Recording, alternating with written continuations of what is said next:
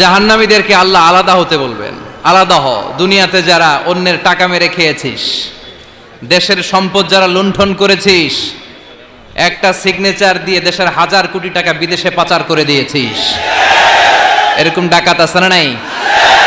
ইসলামের বিরোধিতা করেছে, ইসলামরে ভালো লাগে নাই, কোরআনকে ভালো লাগে নাই, আলেম ওলামাকে ভালো লাগে নাই, সুযোগ পেলে ইসলামকে বাস দেওয়ার চেষ্টা করেছে। চিল্লায় বলো ঠিক কিনা?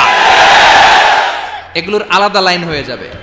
রব্বুল আলামিন বলবেন ওয়ামতাজুল ইয়াউমা আইয়ুহাল মুজরিমুন, আজকে সব পাপীরা আলাদা লাইন ধর, আজকে আলাদা লাইন ধর।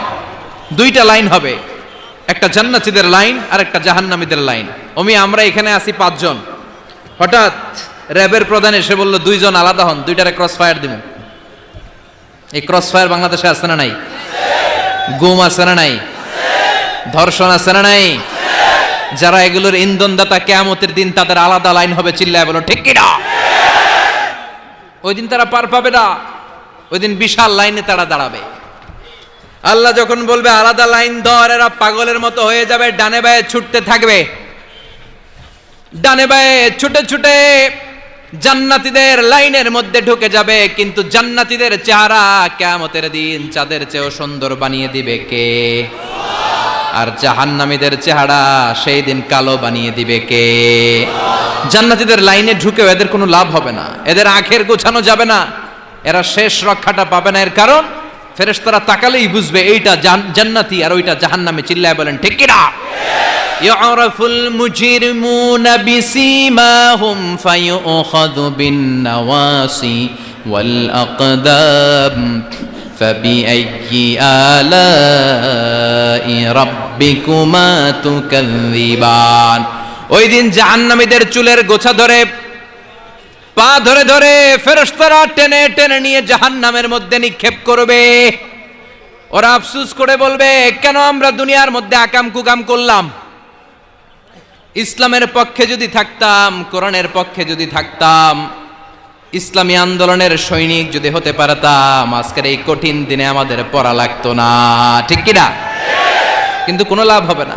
সেদিন তাদেরকে টেনে টেনে জাহান্নামের দিকে নিয়ে যাওয়া হবে। জাহান্নামের সবচাইতে আরামদায়ক শাস্তি কি হবে জানেন? বিশ্বনবীর চাচা আবু তালেবের হবে সবচাইতে আরামদায়ক শাস্তি। ইউদাউ ফি আখমাসি কদামাইহি জামরাতান, আবু তালেবের পায়ের নিচে 2টা জাহান্নামের আগুনের জুতা পরিয়ে দেয়া হবে। ফায়াগলি বিহি দিমাগু, ওই জুতার তাপে আর উত্তাপে আবু তালেবের মাথার মগজগুলো গলে গলে নাকের ছিদ্র আর কানের ছিদ্র দিয়ে বেয়ে বেয়ে পড়বে। সবচেয়ে সহজ শাস্তি। জাহান্নামের বিভিন্ন জায়গায় বিভিন্ন ধরনের শাস্তি শুরু হয়ে যাবে। পিটিয়ে পিটিয়ে দেহটারে থেতলে ফেলা হবে, ভয়ঙ্কর ধরনের শাস্তি দেয়া হবে। যারা পর্নোগ্রাফি দেখে নিজের চোখটারে শেষ করেছে, জাহান্নামের আগুনের খুন্তি দিয়ে চোখগুলারে ছিদ্র করা হবে। পর্নোগ্রাফির সমস্যা আমাদের আছে না নাই? কথা বলেন। যারা সুইসাইড করেছে, আত্মহত্যা করেছে, বিশ্বনবী বললেন মান কাতালা নাফসাহু বিশাইইন উযযিবা বিহি ইয়াউমাল কিয়ামা, যে ব্যক্তি কোনো জিনিস দিয়ে নিজেকে শেষ করেছে, কিয়ামতের দিন ওইটাই হবে তার শাস্তি। অনেক মেয়েরা পরীক্ষায় ফেল করার কারণে গলার মধ্যে ওড়না পেঁচিয়ে আত্মহত্যা করে, আছে না নাই? বয়ফ্রেন্ড গালি দিছে, রাগের চোটে আত্মহত্যা, আছে না নাই? এই সুজানগরে অবশ্য বয়ফ্রেন্ড গার্লফ্রেন্ড ঢোকে নাই, আছে আছে। তোমাদেরও কি গার্লফ্রেন্ড আছে? গার্লফ্রেন্ড নাই কার কার হাত তোল। সব মিছা কথা কইতেছে, কিন্তু সবগুলোর একটা করে আস।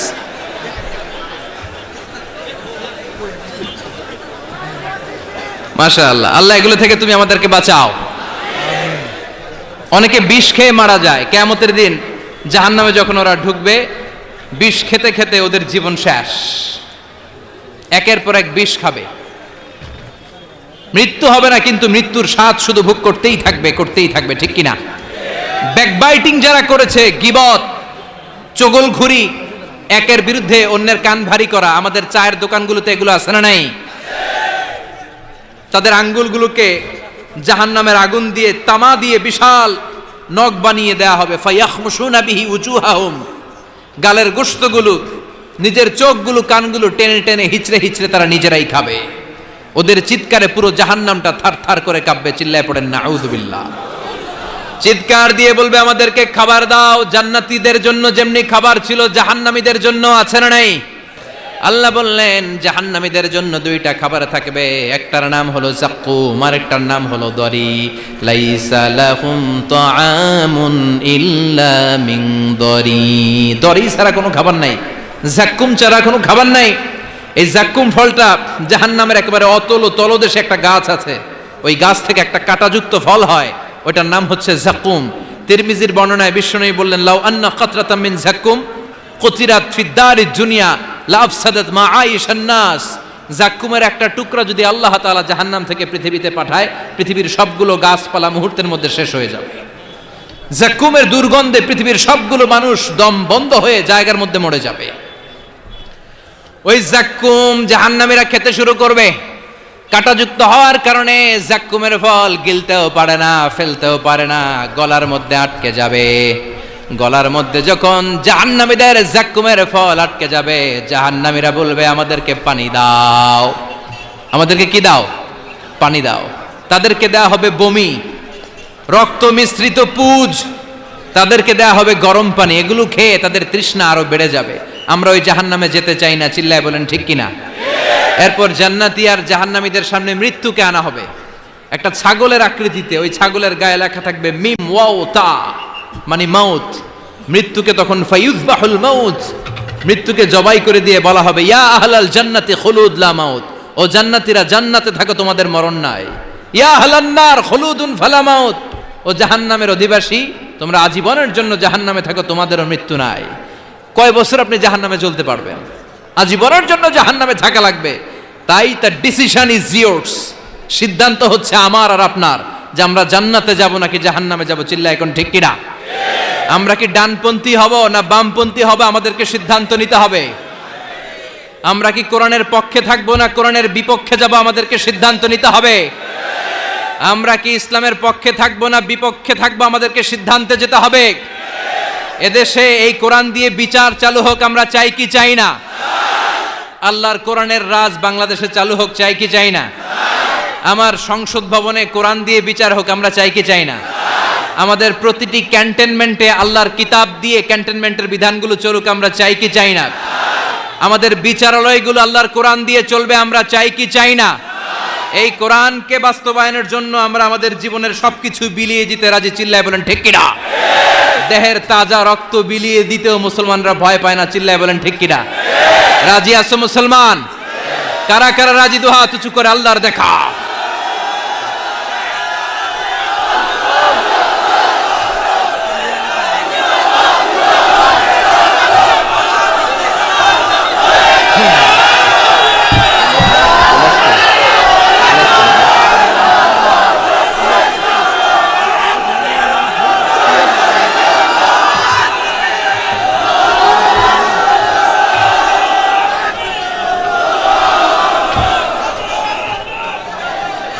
আল্লাহ আমাদের স্লোগানগুলোকে তুমি কবুল করো।